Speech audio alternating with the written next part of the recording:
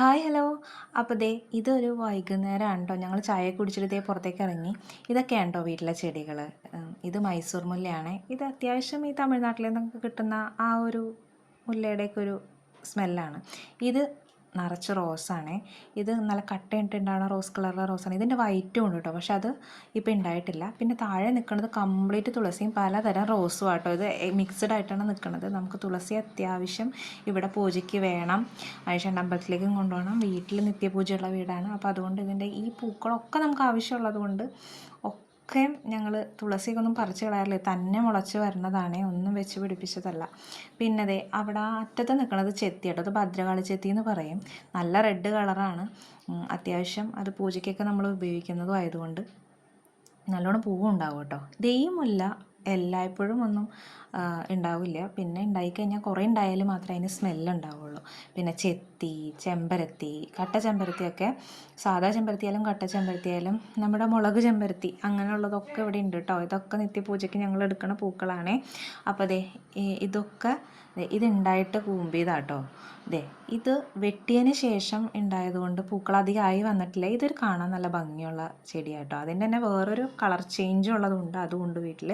നീ ചെത്തി ഒരു പ്രത്യേക ചെത്തിയാട്ടോ. ഇത് കാണാൻ നല്ല ഭംഗിയാണ്. അത് ശരിക്കും ആയിട്ടില്ല പൂവ്. അത് പൂവായിട്ട് ഞാൻ പിന്നൊരു വീഡിയോ ഇടുന്നുണ്ട് കേട്ടോ.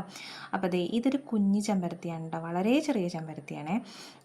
പിന്നെ അതേ ഉണ്ടപ്പൂവ്, അതേപോലെ തന്നെ അതേ കോസ്മസ്, ഇതൊക്കെ പറമ്പിൽ ഒരുപാട് നമ്മൾ കണ്ടിരുന്ന സാധനങ്ങളാണ്. ഇപ്പം ഇതൊന്നും കാണാനേ കിട്ടുന്നില്ല. നമ്മളൊക്കെ വെച്ചുപിടിപ്പിക്കേണ്ട അവസ്ഥയിലേക്ക് എത്തി എല്ലാ കാര്യങ്ങളും.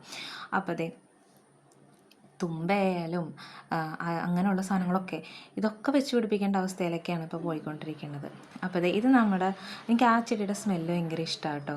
അതിപ്പോൾ എല്ലാവർക്കും അതിൻ്റെ സ്മെല്ല് ഇഷ്ടമാവണമെന്നില്ല. ഇഡാമിയുടെ കേട്ടോ. അപ്പോൾ ഈ നിൽക്കണതൊക്കെ ഇലച്ചെടികളാണ്. അപ്പോൾ അത്യാവശ്യം നമ്മുടെ പറമ്പിലൊക്കെ ഉണ്ടാകുന്ന കിരീട ചെടി അങ്ങനത്തെയൊക്കെ പൂക്കളൊക്കെ ഇപ്പോൾ കാണാൻ കിട്ടാറില്ല. കൃഷ്ണകിരീടമൊക്കെ ഇല്ലേ. അപ്പോൾ അതൊക്കെ ഉള്ളതൊക്കെ വളർത്തിയെടുക്കാൻ ശ്രമിക്കുക. കാരണം അതൊക്കെ ഇപ്പോൾ കാണാൻ കിട്ടാത്തതാണ്. ഇതെനിക്ക് ഏറ്റവും ഇഷ്ടപ്പെട്ട പൂവാണ് കേട്ടോ. ഇത് നല്ലോണം പൂക്കും. ഇത് അത്യാവശ്യം ഞങ്ങളുടെ പൂജാമുറിയുടെ അടുത്താണ് ഇപ്പോൾ നിൽക്കുന്നത്. നല്ല സ്മെല്ലാണ്. അതിന് കൂടുതലും നമ്മുടെ ഇതിൻ്റെ സ്മെല്ലാണ്. ആലപൂത്ത മണം കേട്ടോ. പിന്നെ ഈ കിടക്കുന്നത് പ്രാന്തം പൂവെന്നാണ് ഞങ്ങൾ പറയണത്. പക്ഷേ അതിന് എന്താ പറയണത്, അതിന് സ്പൈഡർ ലില്ലി എന്നാണ് കേട്ടോ പറയണത്. അതിങ്ങനെ പ്രാന്ത് പിടിച്ചുണ്ടാവുന്ന പ്രാന്തം പൂവെന്ന് പറയണത്. ഇത് കടമ്പ കേട്ടോ. അപ്പോൾ അതിന് മുമ്പ് കാണിച്ച മാംഗോസ്റ്റിയാണ്. ഇത് മൾബറിയാണ് കേട്ടോ. അത്യാവശ്യം നല്ലോണമൊക്കെ ഉണ്ടായി കിട്ടിയിരുന്നു ഇത്തവണ. ഇത് മരമുല്ലയാണ് കേട്ടോ. മരമുല്ല എന്ന് വെച്ചാൽ അത്യാവശ്യം ഈ ബ്രൈഡൽ കാര്യങ്ങളൊക്കെ എടുക്കും. ഇത് കർണികാരമാണേ. പിന്നെ ഇത് കായാമ്പൂവാണ് കേട്ടോ. കൃഷ്ണൻ ഏറ്റവും ഇഷ്ടപ്പെട്ട പൂവല്ലേ കായാമ്പൂ. അപ്പോൾ ഇതും ഇനി പൂത്തയുമ്പോൾ കാണിച്ചു തരാം. ഇത് മിറാക്കിൾ ഫ്രൂട്ടാണ് കേട്ടോ. ഇത് തിന്ന് കഴിഞ്ഞിട്ടുണ്ടെങ്കിൽ എല്ലാം മധുരിച്ചിരിക്കുള്ളൂ. ഇത് നാരങ്ങയാണ് കേട്ടോ, കുഞ്ഞു കുഞ്ഞു നാരങ്ങ. പിന്നെ ഇത് നോനിയാണ്. അത്യാവശ്യം നോനി എല്ലാ സുഖങ്ങൾക്കൊക്കെ നല്ലതാണെന്ന് ഞാൻ പറഞ്ഞു കേട്ടിട്ടുണ്ട്.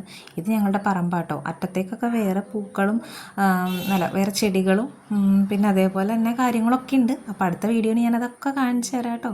ടാറ്റാ.